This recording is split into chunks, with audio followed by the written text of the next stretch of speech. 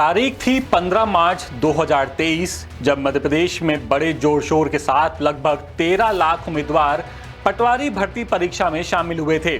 25 अप्रैल तक चली ये परीक्षा लगभग 9000 पदों पर आयोजित की गई थी, लेकिन उसके बाद जब परीक्षा का रिजल्ट आया तब होता है खूब हंगामा।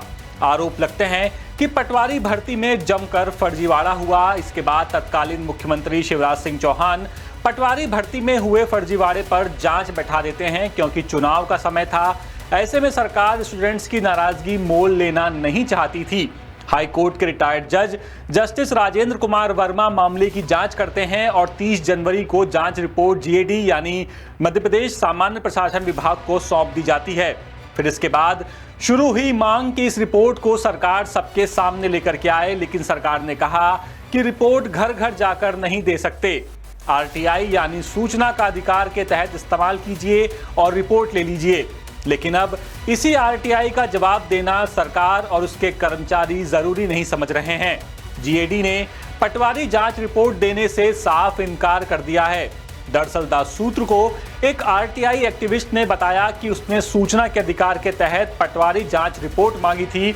इस पर जीएडी की अपर सचिव और सहायक लोक सूचना अधिकारी सुमन रायकवाड़ ने क्या जवाब दिया वो सुनिए। सुमन कहती हैं कि आपके आवेदन में चाही गई जानकारी सूचना के अधिकार अधिनियम 2005 की धारा 8D और धारा 8E के अंतर्गत आने से सूचना प्रदाय किया जाना बंधनकारी नहीं है। आगे लिखा कि यदि आप इस जानकारी सूचना से असंतुष्ट हो तो 30 दिन के भीतर प्रथम अपीली अधिकारी, सचिव व अपीली अधिकारी मध्य प्रदेश शासन सामान्य प्रशासन विभाग में अपीली फीस 50 रुपए देकर अपील कर सकते हैं। अब इन दोनों धाराओं में आखिर लिखा क्या है ये भी जान लेते हैं। आरटीआई की धारा 8D में लिखा है कि सूचना जिसमें वाणिज्यिक विश्वास, व्यापार, गोपनीयता या बौद्धिक संपदा सम्मिलित है, जिसके प्रकटन होने से किसी पर व्यक्ति की प्रतियोगी स्थिति को नुकसान होता है, जब तक कि सक्षम प्राधिकारी का यह समाधान नहीं हो जाता कि ऐसे सूचना के प्रकटन से विस्तृत लोकहित का समर्थन होता है। आरटीआई की धारा 8E में लिखा है कि किसी व्यक्ति को उसकी वैश्वासिक नातेदारी में उपलब्ध सूचना, जब तक कि सक्षम प्राधिकारी को यह समाधान नहीं हो जाता कि ऐसे सूचना के प्रकटन से विस्तृत लोकहित का समर्थन होता है। अब आप अपना माथा पीट लेंगे ये सोच कर कि आखिर पटवारी जांच रिपोर्ट जाहिर करने में कौन सी वाणिज्यिक गोपनीयता भंग हो रही है, कौन सा व्यापार या किसकी बौद्धिक संपदा को ये उम्मीदवार चुरा रहे हैं। लेकिन जांच रिपोर्ट यही कहते हुए देने से साफ इनकार कर दिया गया।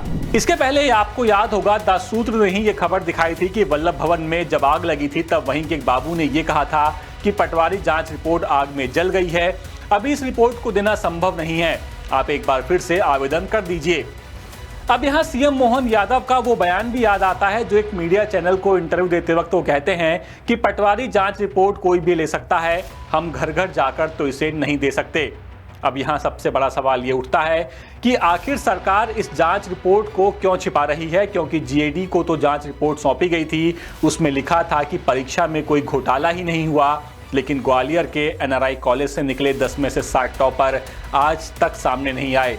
दूसरी तरफ जब इन पटवारियों की ज्वाइनिंग हुई तब भी कई उम्मीदवार काउंसलिंग से दूर रहे और कहा गया कि लगभग 2000 उम्मीदवार ज्वाइनिंग करने ही नहीं पहुंचे।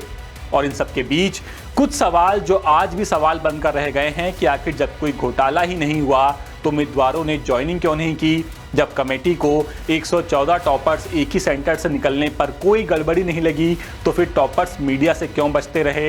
हिंदी में साइन करने वाले सिलेक्ट कैंडिडेट्स अंग्रेजी में कम नंबर लाते हैं, ये कमेटी कहती है कि लेकिन साइन हिंदी में करना और अंग्रेजी में कम नंबर लाना, इसका कोई लॉजिक ही नहीं है। कई ऐसे सवाल हैं जिनका जवाब मध्य प्रदेश के बेरोजगार उम्मीदवार जानना चाहते हैं, लेकिन जवाब मिलेंगे कहां से, क्योंकि रिपोर्ट तो सामने आने से रही। आप फिर आरटीआई लगाएंगे, सरकार फिर कोई नया नियम निकालेगी और उस नियम के तहत आपको बांध दिया जाएगा।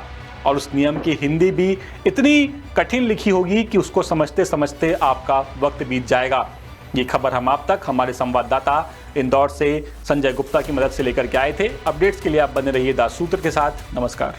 लेटेस्ट, इन्वेस्टिगेटिव और इन डेप्थ खबरें देखने के लिए ज्वाइन कीजिए दास सूत्र का व्हाट्सएप चैनल, सब्सक्राइब कीजिए यूट्यूब चैनल, लाइक कीजिए फेसबुक पेज और पढ़ते रहिए वेबसाइट www.dassutra.in। www.dasudr.com।